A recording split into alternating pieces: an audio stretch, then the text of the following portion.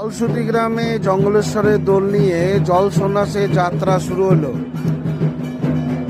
গাজন সংক্রান্ত বিভিন্ন ভিডিও দেখতে অবশ্যই চ্যানেলটিকে সাবস্ক্রাইব করে রাখুন।